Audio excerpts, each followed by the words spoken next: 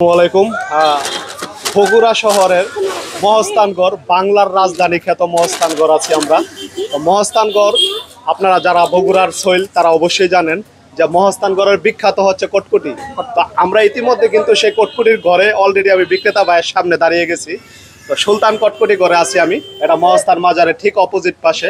আমি ভাইয়ের কাছ থেকে কটকুটি নিতে আসছি। তো ভাইকে আমি একটু প্রশ্ন করব যে ভাই, আমি তো ঢাকা থেকে আসছি, আমি ইউটিউবে বিভিন্ন সোশ্যাল মিডিয়াতে জানি যে আপনাদের কটকুটি এখানে বিখ্যাত। হ্যাঁ, কেন এই কটকুটিটা বিখ্যাত? এটা সর্বপ্রথম আমাদের মাজারের উদ্দেশ্যে তবারক হিসেবে এটা তৈরি হয়েছিল। কত সালে এটা মিনিমাম? এটা ধরেন তাও এখন থেকে 60 বছর আগের। এখন থেকে 60 বছর? 60 বছর আগে, অনেক পুরানো ইতিহাস। অনেক পুরানো। যুদ্ধের পর থেকে এই কটকুটিটার প্রচলন হয়েছে। তারপরে আস্তে আস্তে আস্তে আস্তে এটা যখন জনপ্রিয় হয়ে গেল, তখন এখন মনে করেন সবাই বাসার জন্য নেয়, আত্মীয় স্বজনের জন্য নেয়, যাকে খাওয়া যায় এই জন্য সবাই নিতে পারে। মানে যারা এই দর্শনার্থী এখানে আসে সবাই কটকুটি নেয়? হ্যাঁ, সবাই অল্প হোক বেশি হোক কটকুটি নিয়ে যাবে। আপনার এখানে কি কি ধরনের কটকুটি পাওয়া যায়? কয় আইটেম? আমাদের এখানে 3 কোয়ালিটির কটকুটি পাবেন।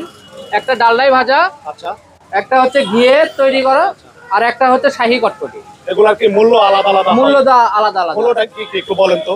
ডালদার কটকুটি হচ্ছে আপনার 180 টাকা কেজি। 180 টাকা কেজি। ঘিয়ের তৈরি যেটা, এটা হচ্ছে 220 টাকা কেজি। 220 টাকা। আর শাহী কটকুটি হচ্ছে 260 টাকা কেজি। শাহীটা সবচেয়ে বেশি দাম হওয়ার কারণটা কি? এটাতে আপনার স্পেশাল হচ্ছে এটা আতপ চালে তৈরি করা হয়। আচ্ছা আচ্ছা।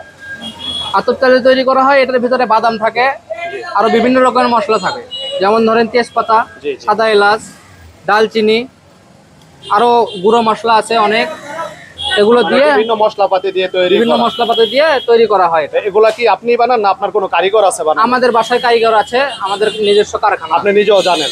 আমি নিজেও জানি। আপনি কি এখানকারই লোকাল? হ্যাঁ, আমাদের কত বছর যাবত আপনি এটা নিজে তৈরি করেন?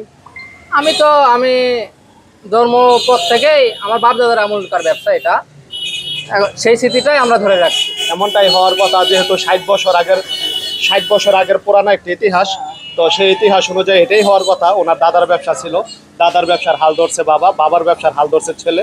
তো আপনারা যারা বগুড়া আসবেন অবশ্যই বাংলার রাজধানী খ্যাত মহস্থানগড় আসবেন, এবং মহস্থানগড় আসলে বিভিন্ন কটকুটির দোকান পাবেন আপনারা মাজারের আশেপাশে। এখান থেকে কটকুটি খাবেন। আমরা ইতিমধ্যে কিন্তু কিছু কটকুটি ইতিমধ্যে আমরা মানে টেস্টিং করছি, খুবই ভালো এবং সুন্দর ছিল। তো আমরা অনেক কটকুটি নিচ্ছি, ছোটো বোন সময়ের জন্য নিচ্ছি, বাসার জন্য নিচ্ছি, আত্মীয় স্বজন যারা বন্ধু বান্ধব আছে সবার জন্য নিচ্ছি।